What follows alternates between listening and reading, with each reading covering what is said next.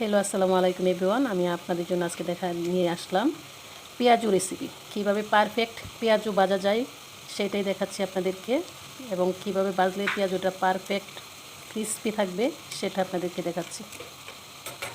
পেঁয়াজু বানানোর আগে পেঁয়াজুটার ডালটা কিভাবে মেখে নিত এটা আমি আগে ভিজিয়ে রেখেছিলাম 2 ঘন্টার মতন। তারপর আমি ব্লেন্ডার দিয়ে হালকা করে ব্লেন্ড করে নিয়েছি, পুরোপুরি ব্লেন্ড করি নাই।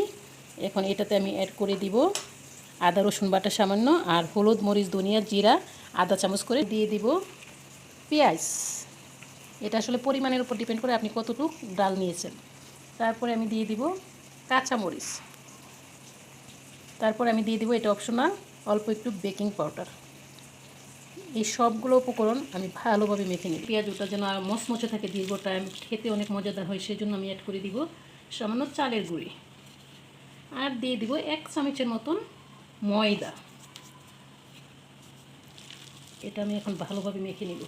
পেঁয়াজটাতে অল্প একটু লেবুর রস দিয়ে দিব। এটা দিয়ে আপনারা করেছেন কিনা জানি না, করে দেখবেন পেঁয়াজটা কী পরিমাণ ক্রিস্পি এবং সুস্বাদু হয় বলার বাইরে। আর দিয়ে দিব সব শেষে আমি ধনিয়া পাতা, যেটা পেঁয়াজটাকে আর দেখতে অনেকটা সৌন্দর্য বাড়ায় এবং সুস্বাদুও করে।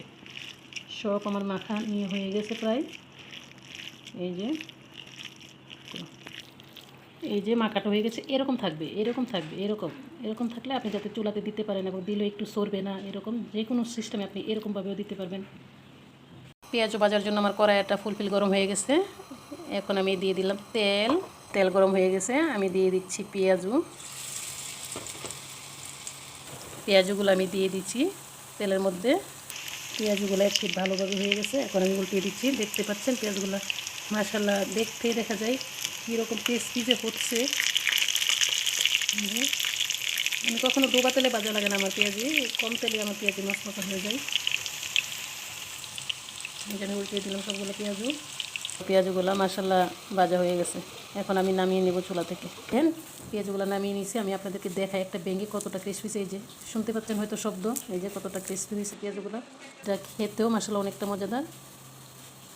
এই যে আপনারা আমার জন্য দোয়া করবেন এবং সাবস্ক্রাইব করবেন।